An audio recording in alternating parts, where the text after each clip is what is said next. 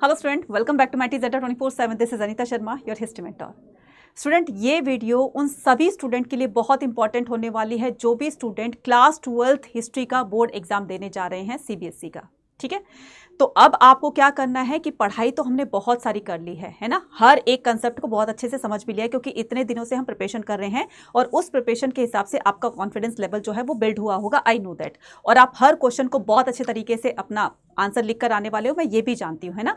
तो लेकिन इतनी प्रिपरेशन के साथ साथ में आप एक चीज पर ध्यान नहीं देते हैं कि आपको अपने आंसर्स को कैसे प्रेजेंट करना है ना, कैसे लिखना है अपनी आंसर शीट में अपने आंसर को, जैसे कि टॉपर्स लिखते हैं, जिससे उनको हर आंसर के फुल मार्क्स मिल जाते हैं। तो वही सेम उसी तरीके से आपको वही मेथड फॉलो करना है जिससे कि आपको भी आपके हर एक आंसर के अंदर फुल मार्क्स मिल सके।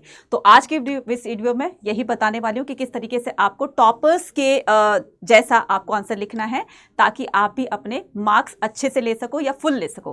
तो हम स्टार्ट करते हैं टॉपर्स आंसर शीट। ठीक है, तो अगर आप चैनल पर नए हैं तो चैनल को पहले तो सब्सक्राइब कर लो और इस वीडियो को ज्यादा से ज्यादा नियर तक शेयर भी कर देना क्योंकि लास्ट मोमेंट पर ये चीजें जानना बहुत बहुत जरूरी है। छोटी छोटी चीजों पर हम थोड़ा सा ध्यान नहीं देते हैं, तो हमें ये बहुत इंपॉर्टेंट है, हमें इस पर भी ध्यान देना है। ठीक है, तो सबसे पहले मैं आपको दिखाती हूँ कि आपके हिस्ट्री के क्वेश्चन पेपर में इस तरह की इंस्ट्रक्शंस दी होगी। 5 सेक्शन दिए होंगे, पांचों सेक्शन में से आपको क्वेश्चन को किस तरीके से अटेम्प्ट करना है और कैसे उसको प्रेजेंट करना है, यही सारी चीजें बतानी। तो 5 सेक्शन में पहला सेक्शन होता है हमारा ए, जिसमें हम क्या करेंगे, जिसमें हम 1 मार्क का क्वेश्चन करेंगे और हर एक क्वेश्चन कैरी करेगा आपका 1 मार्क और टोटल होंगे कौन से 21 मार्क्स। ठीक है, आपको अपने ये 21 मार्क्स जो है वो पक्के करने हैं, लेकिन एक लिखने का सही तरीका, एक तो याद है आपको, बहुत अच्छी बात है, लेकिन इसको लिखने का सही तरीका क्या होता है कि जब भी आप अपना ये जो सेक्शन है आपका सेक्शन ए, तो सेक्शन ए को आपको कैसे करना है कि जब भी आप अपना ये आंसर स्टार्ट करते हो लिखने के लिए, तो सबसे पहले यहां ऊपर आपको क्या डालना है, सेक्शन ए डालना है। क्या डालना है यहां पर, सेक्शन ए डालना है, ताकि एग्जामिनर को पता चल जाए कि भाई कौन से क्वेश्चन से, कौन से सेक्शन से इसने क्वेश्चंस अटेम्प्ट किए। तो सबसे पहले आपको सेक्शन का नंबर जरूर डालना है कि कौन से सेक्शन से आप क्वेश्चंस को अटेम्प्ट कर रहे हैं। ठीक है, उसके बाद जो जो क्वेश्चंस को अटेम्प्ट कर रहे हो तो उसको यहां पर करना है 1 2 3 4 5 6 7 जैसे ही टॉपर्स ने लिखा है इस तरीके से। ठीक है, और उसको पूरा का पूरा हो सके तो पूरा का पूरा लाइन में जो भी आपको क्वेश्चन पूछा गया है ना उसका पूरी लाइन में आंसर दे दीजिए ताकि आंसर भी आपका क्लियर रह जाए और एग्जामिनर को भी समझ में आ जाए, तो आपको फुल मार्क्स देंगे। ठीक है, उसके बाद क्या करते हैं हम यहाँ पर, अब आते हैं अपने सेक्शन बी पर। तो देखो इस बच्चे ने क्या किया, सेक्शन बी यहाँ पर डाल दिया है। दैट मींस कि हमारा सेक्शन 1 तो हो गया है, सारे क्वेश्चन अटेम्प्ट करने के बाद में सेक्शन ए खत्म होने के बाद में आपको थोड़ा सा स्पेस छोड़ना है ना, 2 या 3 लाइन का स्पेस छोड़ दोगे, हो सकता है तो आप क्या कर सकते हो, उसको नेक्स्ट पेज में भी लिख सकते हो। ठीक है, तो वो पूरा का पूरा सेग्रीगेट हो जाएगा। ठीक है, अगर नहीं चाहते हो तो कोई बात नहीं, 2 से 3 लाइन का आप स्पेस छोड़ सकते हैं और वहां पर डालेंगे आप सेक्शन बी। तो जैसे आप यहां पर सेक्शन बी डालेंगे तो वहां पर सॉल्यूशन नंबर, देखो इस बच्चे ने कितना अच्छे से रिप्रेजेंट किया है, यहां पर अंडरलाइन कर दिया है। फिर सॉल्यूशन कौन से क्वेश्चन का दे रहे हो, उस बच्चे ने यहां पर क्वेश्चन नंबर 22 करके उसके बी सेक्शन का मैं आंसर दे रहा हूं।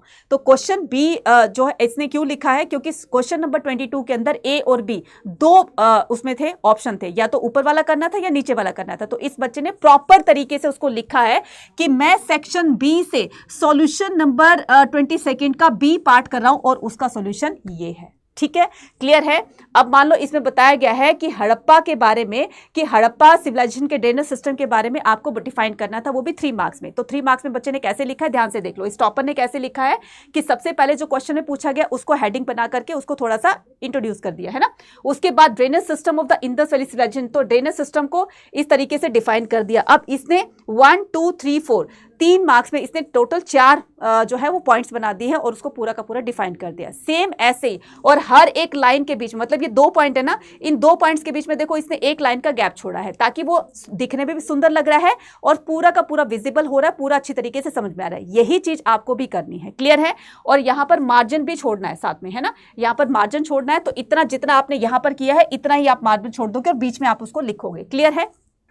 उसके बाद क्या करना है यहां पर, अब देखो फिर अगला क्वेश्चन पे बात करते हैं। अगले क्वेश्चन पर ये है सॉल्यूशन नंबर 23, सेक्शन बी ही चल रहा है, लेकिन यहां पर लिख दिया कि मैं क्वेश्चन नंबर 23 का सॉल्यूशन आपको बता रहा हूँ, एग्जामिनर को बता रहा हूँ, तो यहाँ पर उसने कर दिया। फिर उसके बाद उसने अपना आंसर इस तरीके से प्रेजेंट कर दिया। Gautam Buddha is founder of the, तो यहाँ पर बताया गया बौद्धिज्म के बारे में आपको लिखना है, वो भी 3 मार्क्स में। तो जो भी आपको बौद्धिज्म रिलेटेड आपको पॉइंट्स आ रहे हैं तो उसमें 4 से 5 पॉइंट आप लिख सकते हो हेडिंग बना करके। हेडिंग कैसे बनानी है, यहाँ पर ऐसे बनानी है, Buddhas on the social word. तो गौतम बुद्ध ने सोशल वर्ड के बारे में क्या कहा, ये इस बच्चे ने हेडिंग बना दी, इसको अंडरलाइन कर दिया, उसको प्रेजेंट कर दिया। देन उसके बाद सेकंड हेडिंग क्या बनाई है, ही एम्फसाइज द इंडिविजुअल एजेंसी। ठीक है, उन्होंने किस चीज को उन्होंने किस चीज को फोकस किया है, इस बच्चे ने इस चीज को हाईलाइट कर दिया है। देखो अब एग्जामिनर की नजर यहां पर जाएगी कि नहीं जाएगी, बिल्कुल जाएगी, और एग्जामिनर फौरन समझ जाएगा कि इस बच्चे को कितनी अच्छी नॉलेज है, आंसर भी प्रेजेंट अच्छे से कर रहा हो, साथ साथ में इसको नॉलेज भी बहुत है ना। तो पूरा का पूरा आपको ये कर देना है। ठीक है, उसके बाद क्या करना है, आपको नेक्स्ट क्वेश्चन पर बढ़ जाना है। अब ये है पार्ट सी। ठीक है, ये है पार्ट सी, अभी पार्ट सी स्टार्ट हो गया है। अभी तक पार्ट बी हम कर रहे थे जिसमें हम शॉर्ट आंसर्स कर रहे थे, अब हमारा पार्ट सी आ गया है जिसमें हम क्या करेंगे, जिसमें हम लॉन्ग आंसर्स करेंगे, जिसमें हम क्या करेंगे, लॉन्ग आंसर्स करेंगे। तो लॉन्ग आंसर को कैसे प्रेजेंट करना है ध्यान से देख लो। यहाँ पर फिर से बताया गया कि बुद्धास के बारे में, गौतम बुद्ध के बारे में एक आपको संक्षेप में उसका वर्णन करना है, मतलब उसके बारे में पूरा का पूरा डिफाइन करना है, बौद्धिज्म के बारे में, है ना। तो बौद्धिज्म के स्टार्टिंग से लेकर के कि कौन इसके फाउंडर थे, तो फाउंडर कौन थे, गौतम बुद्ध थे। गौतम बुद्ध का थोड़ा सा सेल्फ इंट्रो दे दोगे, है ना। तो सेल्फ इंट्रोडक्शन देने के बाद में आप उनकी टीचिंग्स को डिफाइन करोगे, त्रिपिटक को डिफाइन कर दोगे, राइट। और इसमें आप बच्चे क्वेश्चन को लिखने से पहले आप इसमें फ्लो चार्ट जरूर से बनाना, फ्लो चार्ट जरूर से बनाना। फ्लो चार्ट में कैसे क्या करोगे, यहां पर लिख दिया आपने बौद्धिज्म। ठीक है, बौद्धिज्म के फाउंडर कौन थे, बौद्धिज्म के फाउंडर जो थे वो गौतम बुद्ध थे। ठीक है, यहां पर कर दोगे फाउंडर। फिर गौतम बुद्ध ने जब ये बौद्धिज्म की स्थापना कर दी थी, तो ये फिर बौद्धिज्म जो है बाद में जाकर के 2 ब्रांचेस से बढ़ जाता है। फिर हीनयान कर दोगे और फिर महायान कर दोगे। फिर उसके बाद महायान को एक्सप्लेन कर दोगे, हीनयान को एक्सप्लेन कर दोगे, पूरा का पूरा कर दोगे। तो एक फ्लो चार्ट में बताना है उसको। ठीक है, उसके बाद त्रिपिटक को भी डिफाइन कर सकते हो, राइट। तो गौतम बुद्ध की टीचिंग्स, यानी कि टीचिंग्स को किसमें डिफाइन किया गया था, तो यहां पर फिर से एक फ्लो चार्ट बना दोगे त्रिपिटक का। ठीक है, क्या बना दोगे, त्रिपिटक का। तो त्रिपिटक कितने थे, 3 बास्केट जिसको कहा जाता है, सुत्त पिटक और विनय पिटक और अभिधम पिटक। इसमें भी आपने फ्लो चार्ट बना दिया। क्लियर है, ये पूरा का पूरा बताना है। तो यहां से स्टार्ट करते हैं, बुद्धास ओरिजिनल नेम। तो गौतम बुद्ध का यहां पर ये सेल्फ इंट्रोडक्शन दिया है कि वो क्या थे, कौन थे, इस तरीके से बताना है। अब क्या करेंगे, 1 बाय 1 उनकी टीचिंग्स पर यहां पर हम बात करने वाले हैं। ठीक है, उनकी टीचिंग से फर्स्ट जो है, पहले उनका बर्थ कहाँ हुआ था, उनके सिंबल्स के बारे में बता देंगे, उनका बर्थ कहाँ पर हुआ था, उस बर्थ को किससे सिंबलाइज किया गया, ये सारी की सारी चीजें उसमें 1 बाय 1 लिख दोगे, है ना, लेकिन प्रॉपर तरीके से हेडिंग बना करके। ठीक है, तो गौतम बुद्धा है, ठीक है, later he meditate under the tree gain the alignment. ठीक है, धम्मा, फिर ये गौतम बुद्धा है, फिर ये धम्मा है। ठीक है, उसके बाद स्तूपास को डिफाइन कर दोगे। मतलब आपको गौतम बुद्ध से रिलेटेड या बौद्धिज्म रिलेटेड जो भी पॉइंट्स आपको याद आते जाए, पहले आप उसकी प्रॉपर हेडिंग बनाएंगे, देन उसके बाद उसको डिफाइन करेंगे। ठीक है, इस तरीके से इस बच्चे ने देखो किया है ना।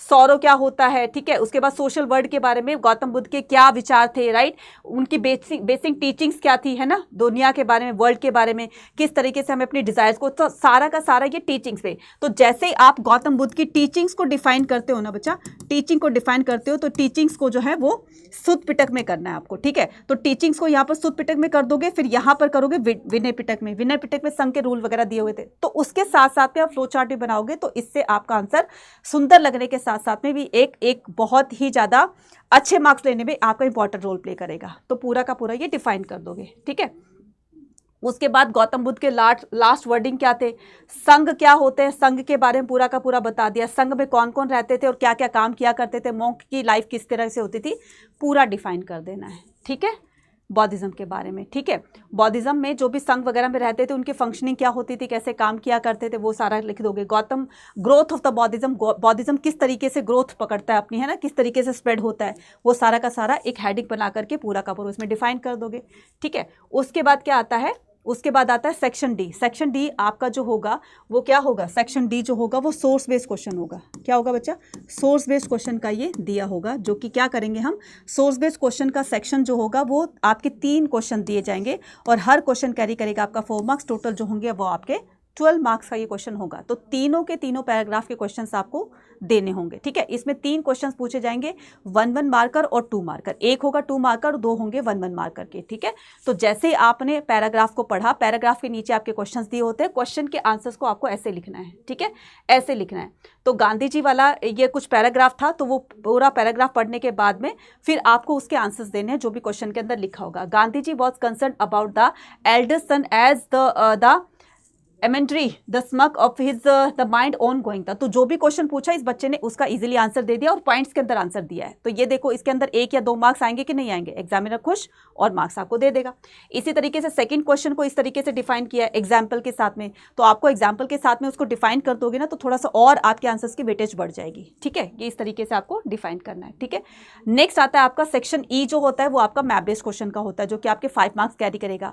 अब इसके अंदर भी 2 क्वेश्चन दिए होते हैं, एक होता है लोकेट करने के लिए, होता है लेबल करने के लिए। लोकेट और लेबल का मतलब समझते हो ना, एक आपका ए बी करके आपको मार्किंग दी होगी कि आपको पहचानना है कि बताओ ए में ये मार्क जो किया हुआ है ये कौन सा प्लेस है, ठीक है। लाइक इस तरीके से बी हो गया, ए हो गया, है ना, ये हो गया आपका कालीबंगा हो गया, यहां पर जो हो गया वो नागेश्वर बालाकोट हो गया। तो ये आपको मार्क करके दिया होगा, आइडेंटिफाई करना है और उसका नाम लिख देना है। उसके बाद में आपको प्लेस लोकेट करने होंगे, ठीक है। गौतम बुद्ध का बर्थ कहां पर हुआ, तो आप लुम्बिनी कर दोगे। उनको एनलाइटमेंट कहां पर अटेन हुई थी, बोध गया बिहार के अंदर। तो वो आपको क्वेश्चन दिए होंगे, उस क्वेश्चन को ध्यान से समझ करके आप उसके प्लेस को लोकेट कर दोगे, है ना। तो बच्चा ये था हमारा क्या टॉपर्स की आंसर शीट का, ठीक है। और अब हम क्या करेंगे, फटाफट से सारी पीडीएफ आपको मेरी उस पर मिल जाएगी कम्युनिटी पर, जाकर के जल्दी से पीडीएफ ले लो, फटाफट से रिवीजन कर लो। और सीयूटी की प्रिपरेशन भी हम करने वाले हैं प्रतिज्ञा के अंदर, कल से मेरी क्लास होने वाली प्रतिज्ञा के अंदर।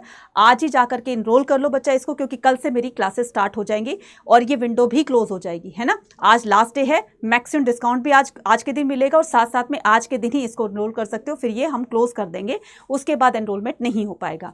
तो एनरोल करने के लिए और वैक्सीन डिस्काउंट पाने के लिए कूपन कोड यूज करना है Y489। एनरोल करने के लिए अड्डा 24/7 की एप्लीकेशन को डाउनलोड किया, ऑल कोर्सेज पर गए, यूजी पीजी एंट्रेंस एग्जाम पे क्लिक किया, उसके बाद यूजी पे क्लिक किया और यहाँ पर आ जाना है आपका क्रैश कोर्स, ठीक है। ये आ गया आपका प्रतिज्ञा का। तो बाय नाउ करना है, बाय नाउ करने के बाद कूपन कोड लगा देना यहाँ पर Y489, ठीक है। क्या लगा देना है, Y489, ठीक है, क्लियर। चलिए Y489। तो बच्चा अभी जाकर के एनरोल कर लो, क्लासेस कल से स्टार्ट हो जाएंगी और जैसे आप बोर्ड एग्जाम देकर आओगे वैसे ही हम क्या करेंगे, अपनी प्रतिज्ञा की क्लास को स्टार्ट कर देंगे। बस होल्ड किया हुआ था ताकि आपका बोर्ड एग्जाम किसी तरीके से इससे क्लैश ना करे, ठीक है। तो कैसी ये लगी वीडियो आपको कमेंट सेक्शन के अंदर लिखकर भी बताना है, कितने % आपके मार्क्स आ सकते हैं ये भी आपको कमेंट सेक्शन के अंदर लिखकर बताना है। मिलते हैं अपने नेक्स्ट वीडियो में, till then take care, bye bye to all.